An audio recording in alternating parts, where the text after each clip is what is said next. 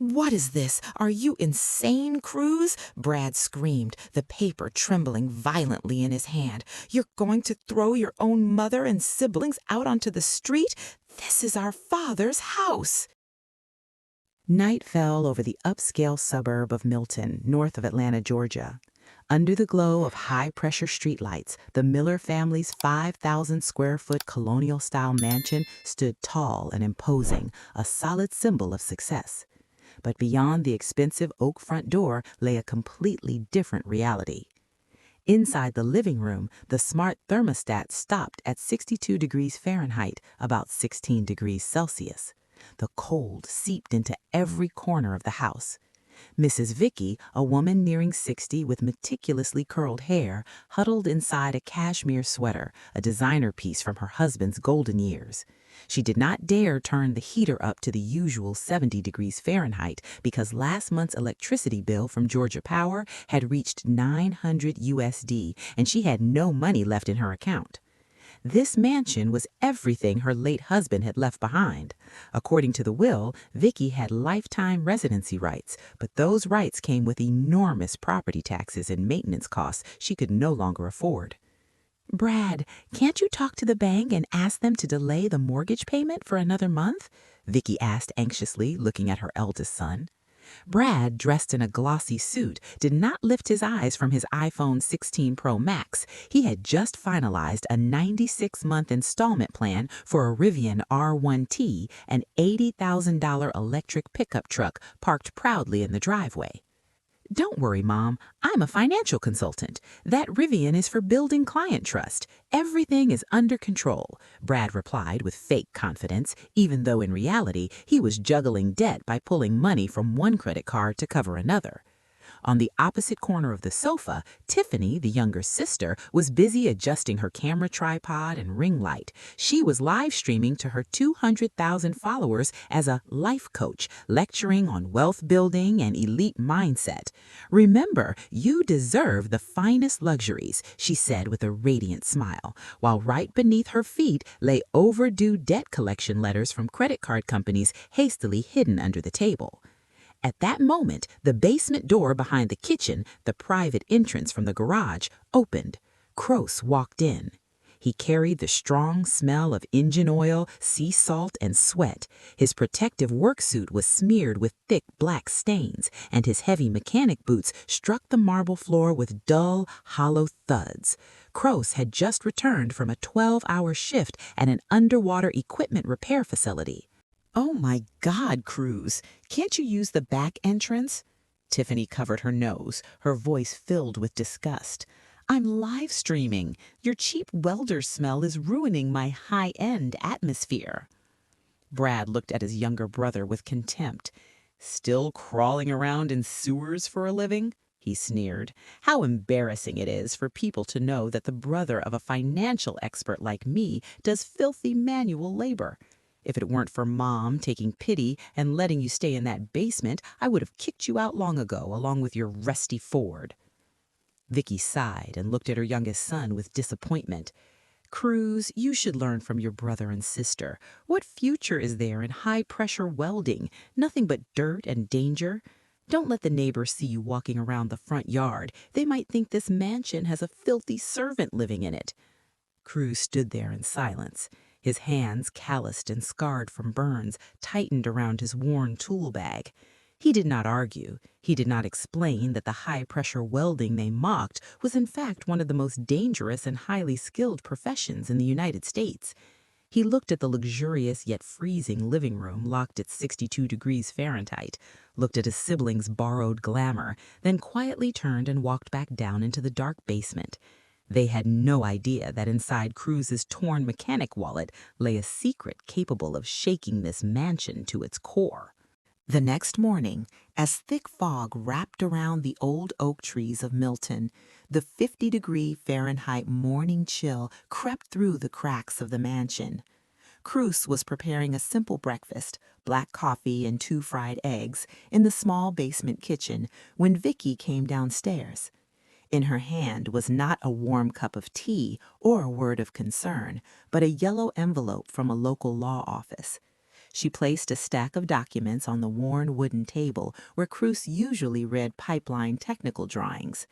It was a professionally drafted, rigid lease agreement. Fulton County property taxes have increased another 22% in 2025, Kroos. Vicky began coldly, without emotion. Not to mention homeowners insurance and HOA fees. They've swallowed up all of my small assistance checks. Brad and Tiffany have contributed a lot to preserve the Miller family's reputation. Now it's your turn. Kroos picked up the paper. The number was unmistakable. $1,200 per month. For a damp basement with only one small window facing the tires of the luxury Rivian parked outside, the price was absurd. In Atlanta, that amount could easily rent a decent studio apartment. $1,200 for a basement without central ventilation, Mom? Kroos asked. His voice dropped, strangely calm. At that moment, Brad came down the stairs holding a trendy latte. He smirked and looked at Kroos with condescension. Hey, little brother, you should be grateful Mom let you use an address in zip code 30004.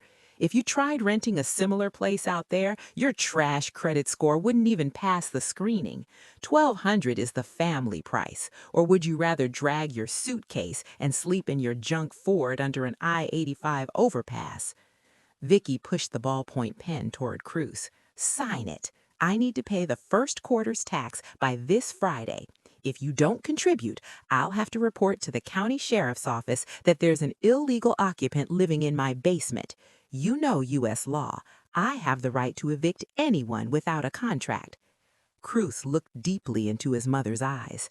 What he saw there was no longer maternal love, but the cold calculations of a society spinning inside a financial storm. Slowly, he picked up the pen and signed the contract. This was not because he feared eviction, but because he was choosing to begin a fair game played exactly by the rules they wanted. The money will be transferred to your account on the first of every month, Kroos said quietly, then picked up his tool bag and walked toward the garage, leaving behind Vicky and Brad triumphant over the $1,200 they had just extracted from their poor son. The Miller mansion had now become a stage of grotesque contradictions, where the boundary between illusory wealth and harsh reality was sharply divided by an oak hardwood floor. Up in the living room, Tiffany was busy with a photo shoot for a fast fashion brand she represented. She wore a $400 silk dress, standing beside a vase of fresh orchids delivered weekly at the cost of $150. Live as if you're already a millionaire, she smiled into the iPhone camera while her other hand discreetly swiped away a glaring red notification from the Klarna app informing her that her buy now, pay later installment was 10 days overdue. Tiffany was a textbook example of America's 2025 fake rich generation, a glittering exterior while her credit score was in free fall below 580.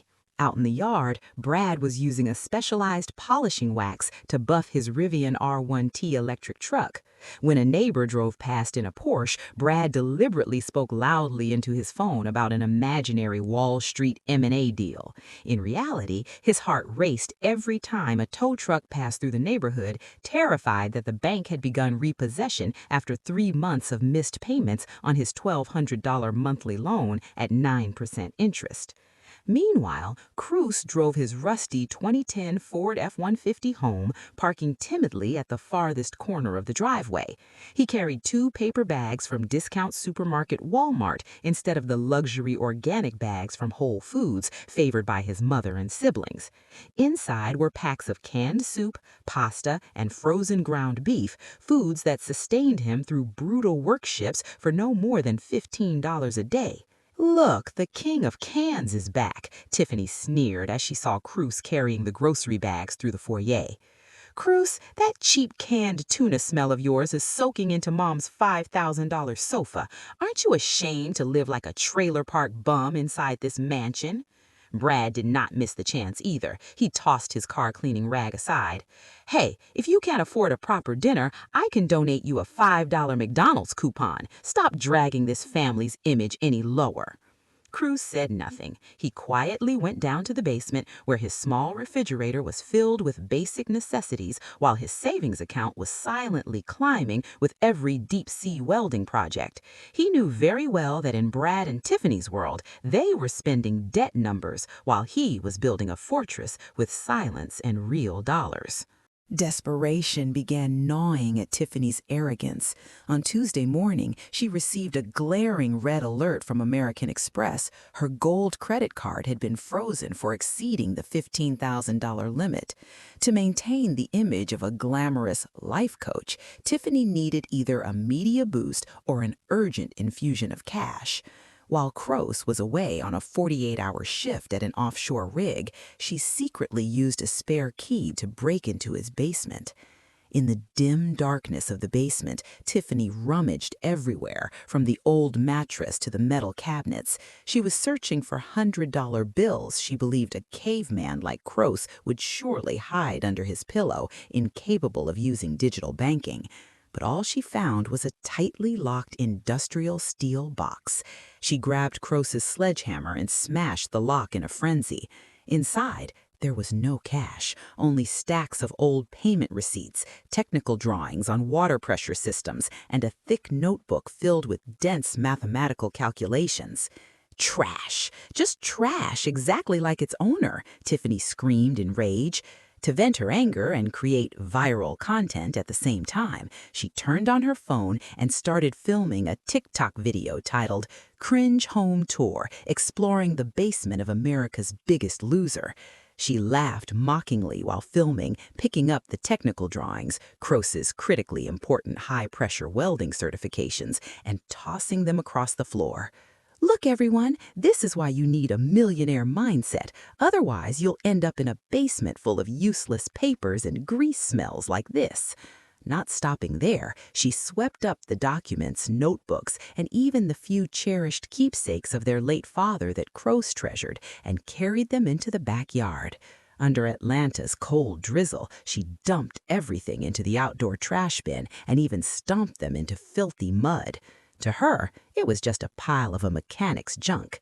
She had no idea she had just thrown away proof of extraordinary effort and the very property insurance contracts Kroos had quietly been paying for the family all along. The video reached 50,000 views within hours. Netizens mocked Kroos, calling him a pathetic loser, unaware that Tiffany had just personally burned the only safety net this entire family had left. In March 2025, the U.S. economy was shaken by a new interest rate adjustment from the Federal Reserve. At the Miller Mansion, the financial storm finally made landfall. Brad returned home at 2 p.m. holding a cardboard box, his face pale and bloodless. He had just been fired. The asset management firm in downtown Atlanta where Brad worked cut 30% of its workforce, replacing them with AI data analysis algorithms. A glossy, superficial expert like Brad was the first target on the layoff list. "They can't do this. You have an MBA from Georgia State," screamed Vicky when she heard the news. But the real shock was still to come. That same day, an official letter arrived from Chase Bank. The mansion's mortgage was an adjustable rate mortgage, or ARM. After the adjustment period, the monthly payment had jumped from $4,500 to a staggering $7,200. With Brad unemployed and Tiffany drowning in debt, the figure was nothing short of a death sentence for their lavish lifestyle. "Mom, we only have enough cash to survive for 20 more days," Brad stammered, his hands shaking as he stared at an Excel spreadsheet filled with negative numbers.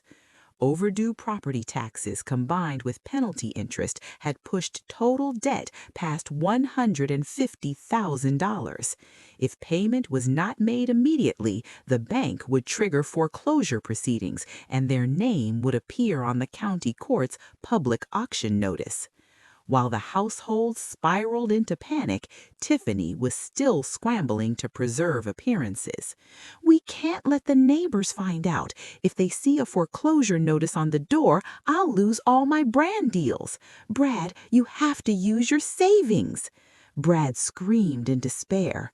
"What savings? Everything went into the Rivian and dinners in Buckhead to impress clients. I'm drowning in debt." At that moment, Kroos returned from his long assignment. He stepped into the house, exhausted and covered in grime, but holding a thick envelope in his hand.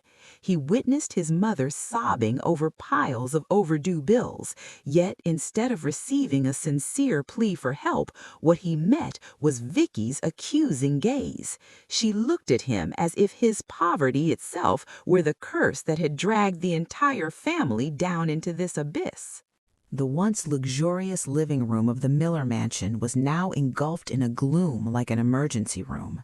Vicky sat dazed, staring at the bank's overdue notice, while Brad and Tiffany shouted at each other, hurling blame over mounting credit debts. In the middle of this storm of desperation, Kroos stepped up from the basement. He was still wearing his grease-stained mechanic's uniform, but in his hand was a thick envelope. Kroos placed the envelope on the cold marble table.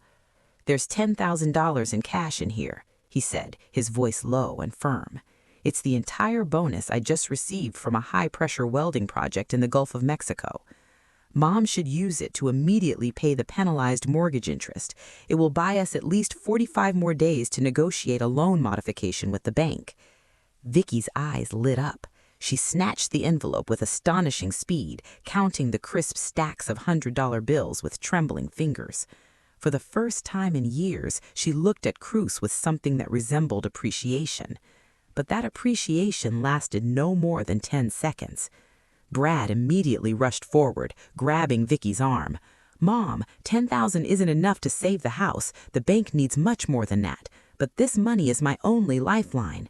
Tomorrow I have 3 interviews with major fund management firms in Buckhead.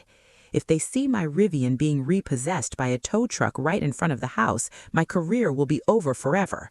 In this society, no one hires a loser who takes the bus to an interview." Vicky hesitated, looking at Kroos, then at her successful eldest son kneeling at her feet.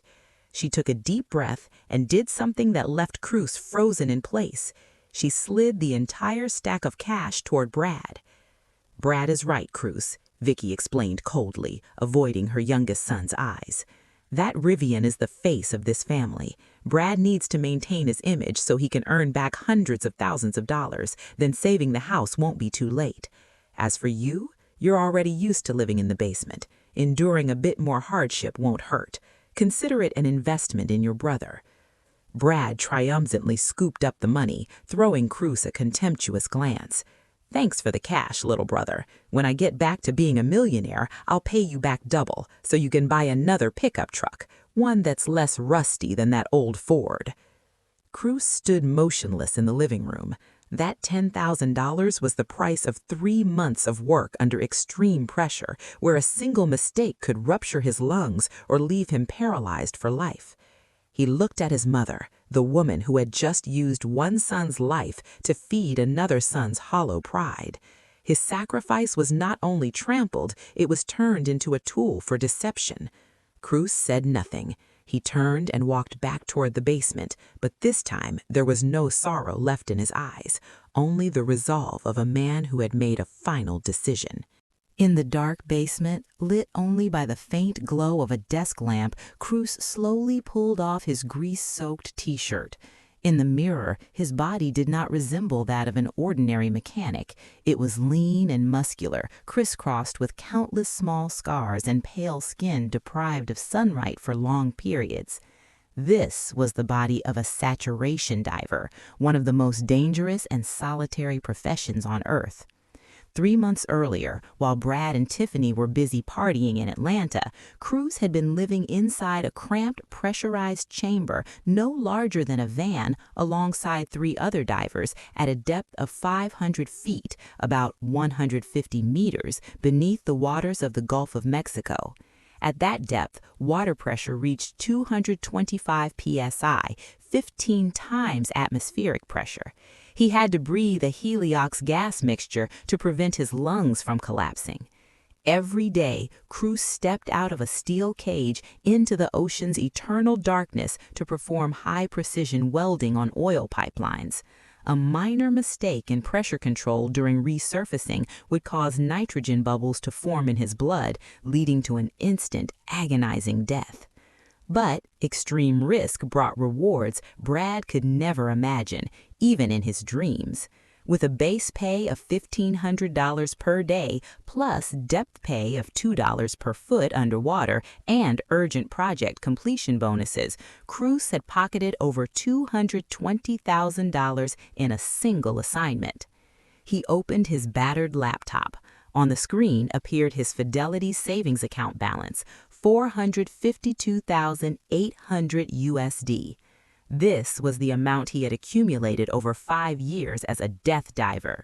While the Miller family judged him a failure based on his stained clothes and old Ford, Kroos was the only person in the house with a positive net worth. He looked at the photograph of his late father taped to the basement wall. His father, a master welder, had taught him an American man's worth isn't measured by the shine on his body, but by the weight of the responsibility he dares to carry. Kroos could easily buy 10 Rivians like Brad's with cash, but he chose to live in the shadows. He was waiting. He knew the rot in this house wasn't in the walls, it was in the character of the people living inside, and the day of judgment from the real economy was closer than ever. On Monday morning, an officer from the county sheriff's office appeared at the Miller house. There was no leniency left. He posted a bright yellow notice on the oak front door. Notice to vacate 30 days. Chase Bank had officially completed the foreclosure process. If within 1 month the full principal and penalty interest totaling $150,000 were not paid, the Miller family would be forcibly removed from the house. The living room filled with Vicky's sobbing and Brad's helpless curses. In his frenzy, Brad slammed a stack of personal loan applications onto the table. "Mom, I've tried everything, but my and Tiffany's FICO scores are now below 500. No lender, not even loan sharks will give us another dollar. Our only hope is Kroos." Vicky summoned Kroos to the living room immediately. She no longer used a commanding tone, but switched to false pleading. "Kroos, you're the family's last hope. Your credit record is clean. You have no debt. Brad and I have worked with a broker. They'll lend us $200,000 at a high interest rate to save the house, but you have to be the borrower." Kroos looked at the loan application with its predatory 18% interest rate, a blatant financial trap.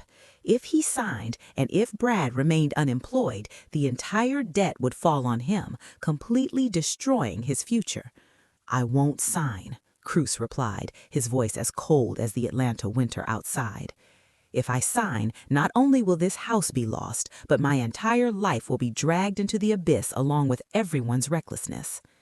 Vicky's fake patience vanished instantly. She sprang to her feet, stepped forward, and slapped Kroos hard across the face. The sharp crack echoed through the vast living room. "You heartless bastard!" Vicky screamed, her trembling finger pointed straight at her youngest son. "You're going to watch your mother end up on the street at this age? You get a little money from crawling through sewers and think you're somebody? You hoard money for yourself while your brother and sister are drowning. You're not my son. You're a selfish demon." Brad lunged forward as well, reaching for Kroos's collar. "Do you know how much I've sacrificed to protect this family's reputation? Sign it now or get out immediately with your worthless tools." Kroos neither dodged nor struck back.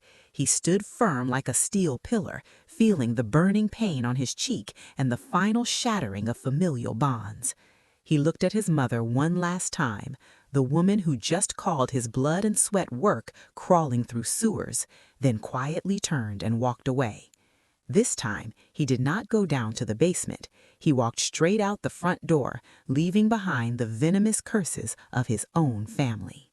Desperation breeds criminals. That saying fit Brad perfectly. After Kroos refused to sign the loan documents, Brad fell into a state of extreme panic. He knew there were less than 48 hours left before the Rivian would be repossessed and his name splashed across debt sales listings. While Kroos was in the garage preparing tools for a night shift, Brad secretly slipped down to the basement once again. This time, he wasn't looking for loose cash. He was looking for anything that could be used for blackmail or sold immediately for money. At the very bottom drawer of the wooden desk, Brad found an old, worn leather wallet. There wasn't much cash inside, but Brad's heart nearly jumped out of his chest when he saw a heavy, jet-black metal card, sleek and polished.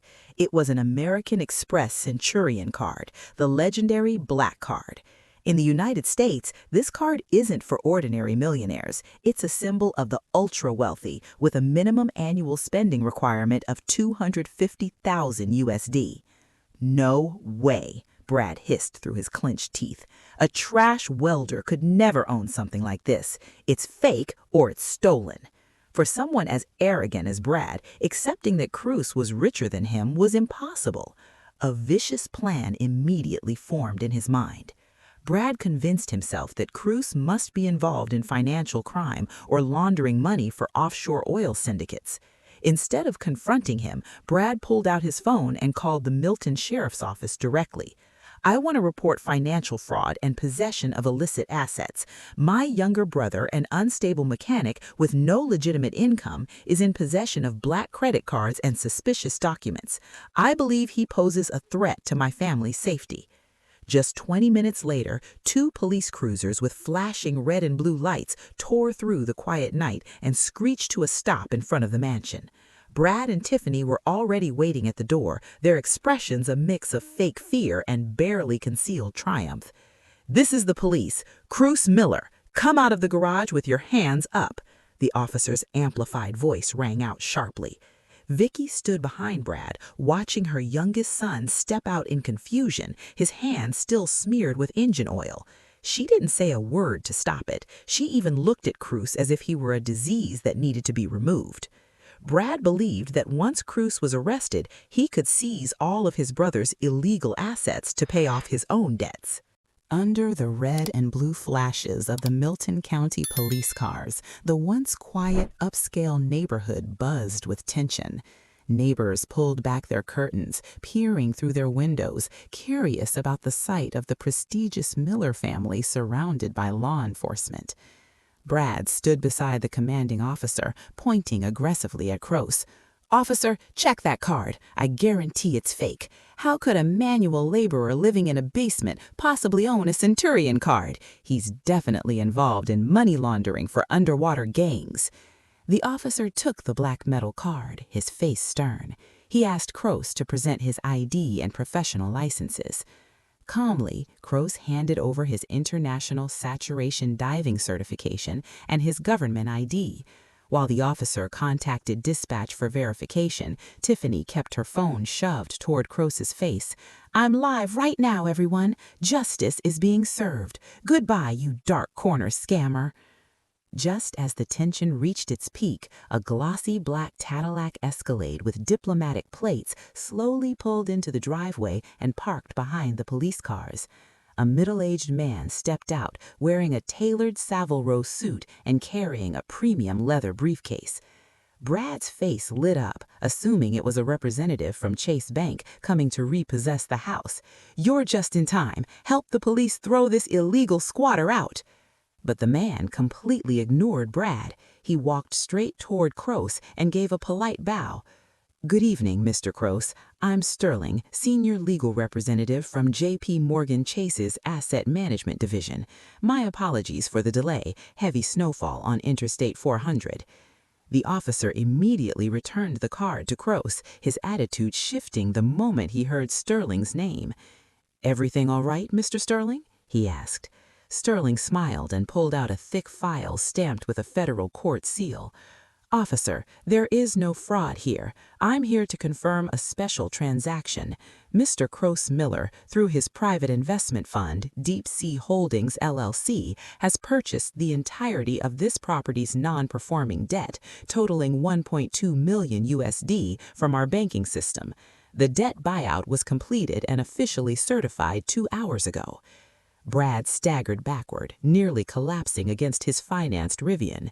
Vicky stood frozen, her lips trembling, unable to speak. What does that mean?" Brad stammered. "The debt is paid?" Sterling looked at Brad with icy detachment. "No, the debt was not paid. It simply changed ownership. Chase Bank is no longer your creditor. As of now, the sole legal owner of this house and of all debts registered under Mrs. Vicky's name is Mr. Kroos Miller." Silence swallowed the mansion's front entrance, broken only by the steady idle of police engines. Sterling's confirmation hit Vicky and Brad like a nuclear blast to their last remaining shred of pride. In the dim light, the faces of the three people who once looked down on Kroos twisted unnaturally. Disgust and rage vanished, replaced by stunned disbelief mixed with the cringing humility of those who had just realized they were wrong about their place in the food chain. Vicky reacted first. She stepped forward, the hands that had delivered a burning slap to Kroos's face now trembling as they reached out toward his oil-stained arm. "Kroos, my son, I knew it. I always knew you were the strongest and most successful child in this family.